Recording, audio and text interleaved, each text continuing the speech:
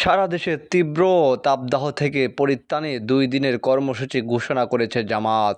ঘোষণা অনুযায়ী আগামী বুধ ও বৃহস্পতিবার মহান আল্লাহ তাআলার অবারিত রহমত তথা বৃষ্টি কামনা করে সালাতুল ইস্তিসকা আদায় করবে দলটি। মঙ্গলবার এক বিবৃতিতে এ কর্মসূচি ঘোষণা করেন জামাতের আমির ডক্টর শফিকুর রহমান। সারা দেশে তীব্র তাপদাহে গভীর উদ্বেগ প্রকাশ করে আল্লাহর রহমতের বৃষ্টির জন্য ইস্তিসকা নামাজ আদায় করে আল্লাহর কাছে দোয়া করার জন্য দেশবাসীর প্রতি আহ্বান জানিয়েছেন শফিকুর রহমান। তিনি বলেন, দেশে বিরাজমান এই পরিস্থিতি থেকে পরিত্রাণ পাওয়ার জন্য মহান আল্লাহ তাআলার অবারিত রহমত তথা বৃষ্টি কামনা করে সালাতুল ইস্তিসকা আদায় করার জন্য উলামায়ে কেরাম, জামাতের সর্বস্তরের নেতাকর্মী ও দেশবাসী সকলের প্রতি আমরা উদাত্ত আহ্বান জানাচ্ছি।